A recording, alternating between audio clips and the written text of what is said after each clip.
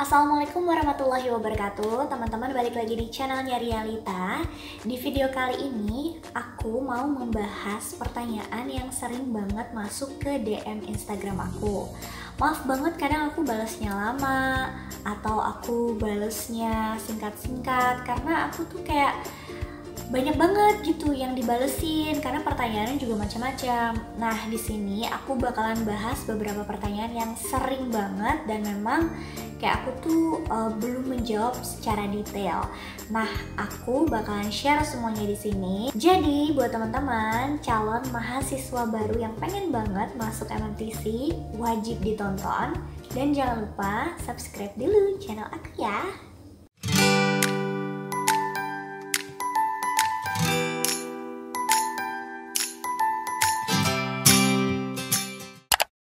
Oke, kali ini aku nggak mencatat pertanyaannya, saking aku udah hafal banget itu pertanyaan ya teman-teman. Nah, yang pertama paling sering ditanyain adalah, Kak, STMM atau MMTC itu kampus negeri ya?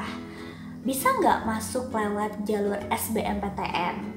Nah, untuk sekarang memang kampus STMM atau MMTC itu memang sudah negeri ya teman-teman. Tapi bukan berarti bisa lewat jalur SBMPTN. Tetap jalurnya tetap jalur mandiri. Jadi teman-teman tes lewat MMTC-nya langsung. Jadi teman-teman bisa daftar online ya, pendaftaran online, semuanya pendaftaran online, gak ada yang langsung ke kampusnya. Jadi mau teman-teman itu dari Sabang sampai Merauke bisa banget daftar di MMTC. Nah, nanti kalau misalnya teman-teman udah dapat panggilan untuk ujian, baru teman-teman menuju MMTC ya. Pokoknya teman-teman langsung ke MMTC-nya dan ujian di sana. Ujiannya udah aku bahas juga teman-teman apa aja. Jadi nanti bisa ditonton. Aku taruh mungkin linknya di sini. Nah, jadi udah jelas ya, MMTC itu kampus negeri tapi tidak bisa lewat jalur SBMPTN.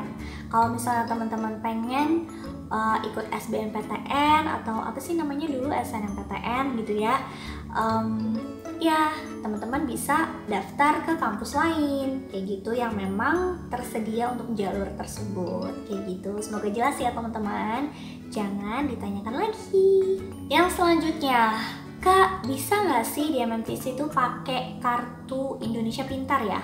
Pokoknya kalian tuh singkatnya KIP gitu loh. Nah, aku udah konfirmasi tentang hal ini.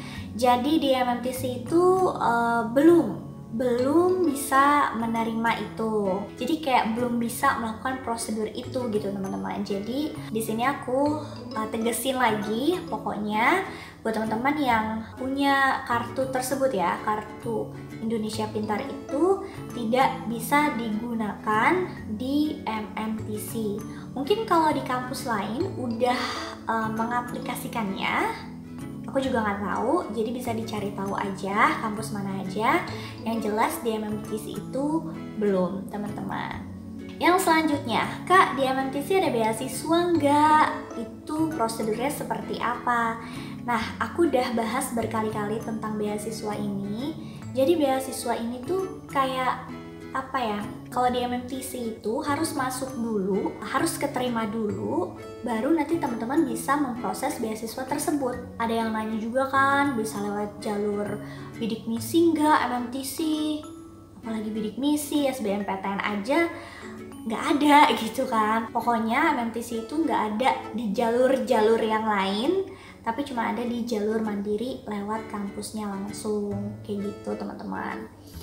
Nah, untuk beasiswa juga itu terbagi beberapa kategori gitu loh. Jadi ada yang full beasiswa, ada yang cuman setengah. Itu aku juga udah pernah bahas di salah satu video aku, nanti juga aku cantumin linknya ya. Jadi teman-teman bisa nonton. Itu tuh ada apa ya, prosedur yang harus dipenuhi gitu. Dan menurut aku itu nggak gampang juga karena harus menyiapkan segala berkas-berkas yang dibutuhkan. Jadi kalau misalnya teman-teman bisa mempersiapkan itu, memang niat dari awal gitu kan, pengen ngambil beasiswanya, pengen dapet beasiswanya, ya silahkan. Yang penting teman-teman memenuhi kategori dan kriterianya juga, yang pastinya berkas-berkasnya juga lengkap kayak gitu teman-teman.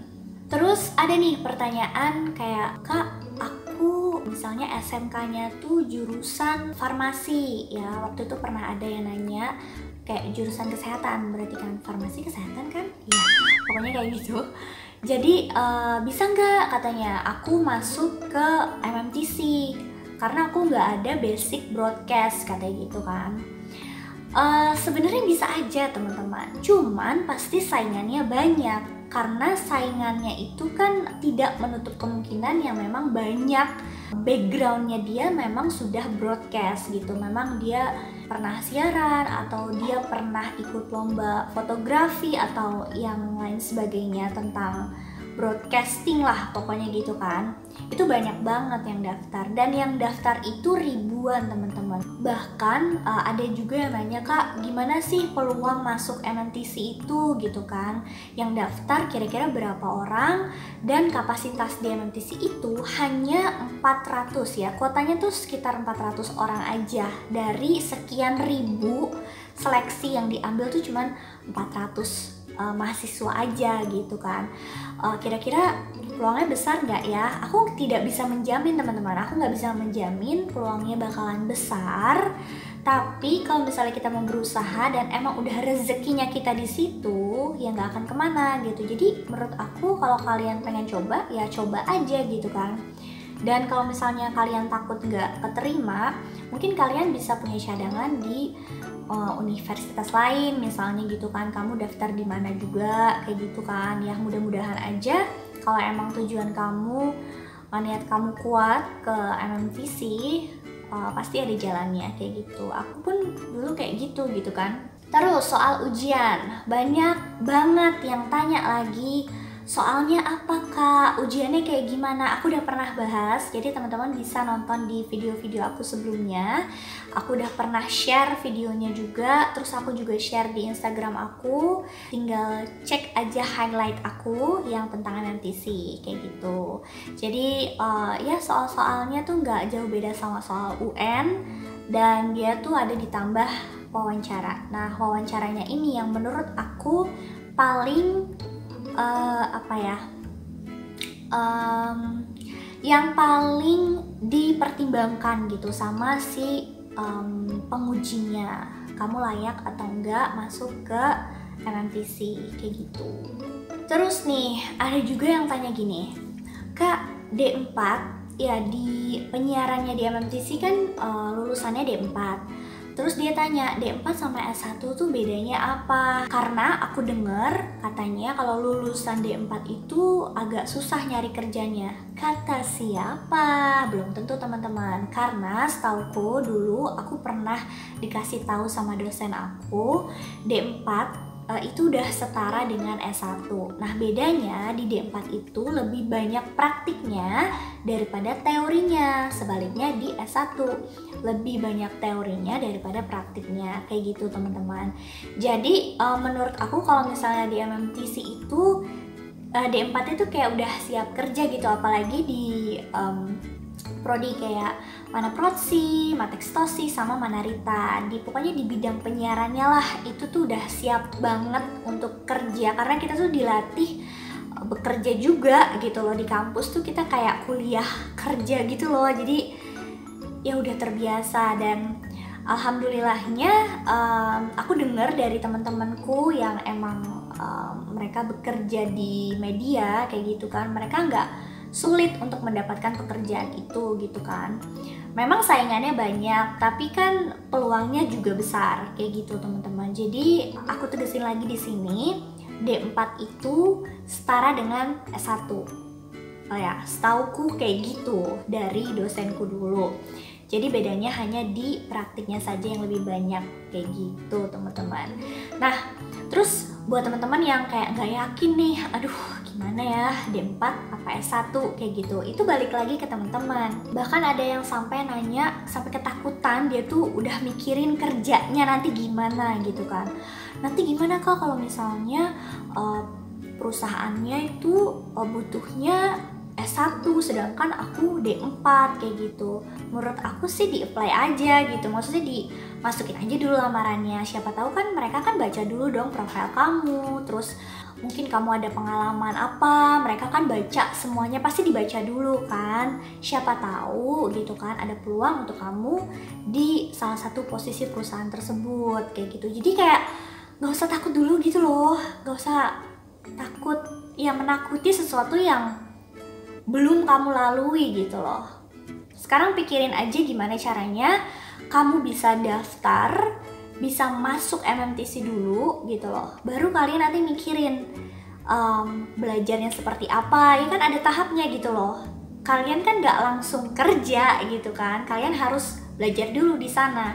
Nanti pasti banyak pencerahan dari orang-orang di sekitar kamu. Entah itu dari dosen, entah itu dari teman-teman kamu, entah itu dari kakak-kakak kelas kamu. Pokoknya banyak deh, jadi jangan takut dulu. Oke teman-teman? Oke, yang terakhir biar durasinya juga nggak kepanjangan, mungkin kalau misalnya ada pertanyaan yang belum aku bahas, nanti aku bakalan bahas di video selanjutnya. Jadi yang terakhir, ini banyak banget teman-teman yang nanyain soal pendaftaran. Kak, pendaftarannya udah dibuka belum? Biasanya ada berapa gelombang? Terus aku harus mempersiapkan apa aja kayak gitu. Pokoknya teman-teman bisa buka linknya, nanti aku taruh di description box aku. Jadi pmb.mmtc.ac.id itu udah lengkap banget.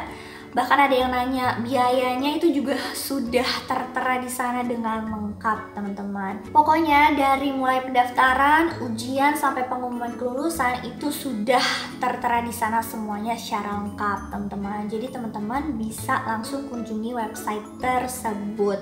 Jadi kalau misalnya aku jelasin satu-satu kan capek juga ya teman-teman. Jadi mudah-mudahan teman-teman bisa mencari informasinya gitu kan, belajar untuk cari aja gitu, maksudnya dibuka-buka websitenya, dicari oh ini rincian biayanya sekian, sekian, sekian, dan misalnya pendaftarannya oh ini sekarang gelombang sekian kayak gitu. Jadi kayaknya masih dibuka pendaftarannya. Kalau misalnya yang aku setauku ya biasanya sampai bulan setiap tahun tuh sekitar bulan Mei, Juni ya, Juni, antara Juni. Pokoknya kayak gitu deh. Pokoknya kalau soal pendaftaran bisa dicek di sana semuanya sudah tertera, jadi teman-teman nggak kebingungan lagi. Oh iya, aku sempat tanya cari informasi tentang ujian di MMTC di saat wabah COVID-19 sekarang. Tetap berlangsung ya teman-teman, nggak ada yang ditunda, ujiannya tetap berlangsung, tetap ada. Tapi mungkin teman-teman harus lebih safety lagi, pakai masker itu wajib ya teman-teman, karena kan di sana akan ketemu banyak orang, kamu juga akan berinteraksi dengan pengujinya kayak gitu. Jadi teman-teman harus bisa menjaga diri juga, menjaga kesehatan juga kayak gitu, karena kan sekarang situasinya lagi beda gitu, lagi nggak normal gitu. Dan semoga ini cepat berlalu ya teman-teman. Jadi buat teman-teman yang ujian di MMTC maupun ujian dimanapun itu bisa lebih nyaman lagi kayak gitu.